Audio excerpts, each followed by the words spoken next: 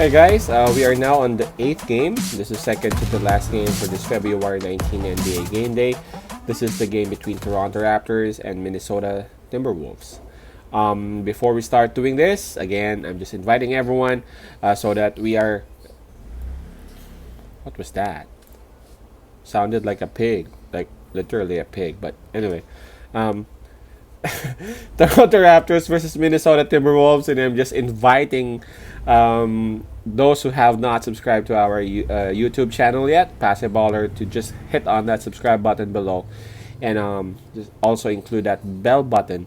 That way, automatically, you guys will be receiving those notifications whenever we have a new video uploaded. All right, man. That sound of a pig continues, man. Anyway, right, so Toronto Raptors versus Minnesota Timberwolves. Let's take a look at the standings. This is a cross-conference battle. Let's start with Toronto Raptors. They're now the number 6 of the Eastern Conference with 14 wins and 15 losses. Toronto Raptors is on a roll. They won back-to-back. Now for Minnesota Timberwolves, they belong to the West Conference. They're the number 15, or they are the last team of the West with 7 wins and 22 losses, and they have lost back-to-back. Looking at the details of this game, this one would be played at Minnesota, 9 o'clock p.m. Eastern Time. So that's 10 a.m. Manila. Minnesota has the home court advantage on this then. The spread given is plus 3.5 on the Wolves and minus 3.5 for the Toronto Raptors. So looking at it, the Minnesota Timberwolves got the home court advantage. At the same time, they have an edge, or they have the advantage in terms of fatigue, because Toronto Raptors just played last night, and that was against Milwaukee Bucks, and then, again, they actually won. So Minnesota is having an advantage, an edge on that department, because they're coming off a rest. Now let's take a look at the injuries that these teams have. For Toronto Raptors, they might not be having Kyle Lowry again. He is questionable to join them because of some ankle sprain.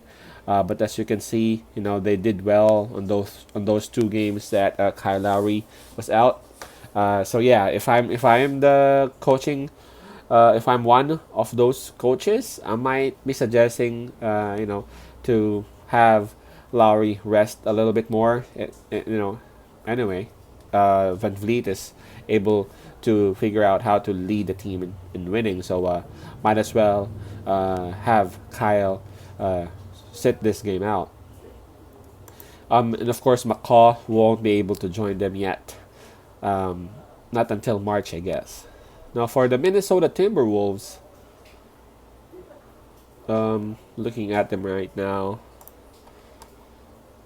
Culver is still not joining them because of some ankle sprain. He would be joining them either late February or first week of March, while D'Angelo Russell, they won't be joining. He won't be joining them until maybe the last week of March. So man, they will be missing their starting guard for such a long time. So who do we pick on this? This one's hard. You know what? Because Minnesota Timberwolves is basically enjoying two things: the home court advantage plus the advantage of the fatigue factor. Because Toronto is just coming off that game last night. So regardless of who you are, fatigue may come into play, especially once we reach that second half. Plus Minnesota Timberwolves, I have to give it to them, and we have to be honest. If you have been watching them play, they have actually shown a lot of improvements, especially when Karl Anthony Towns came back. Actually, even before Towns came back, they've actually been showing signs of resilience and hustle. So I have to take my hats off to Naz Reid, Ricky Rubio. Anthony Edwards is actually showing why he was chosen as the number 1 pick. Okogie, Vanderbilt, Beasley is a scoring beast. Man, I could just imagine if Towns was never injured, and if D'Angelo Russell is still here, man, they could be alive and kicking towards having that chance to make it to the playoffs. But it is what it is. A lot of injuries came along their way.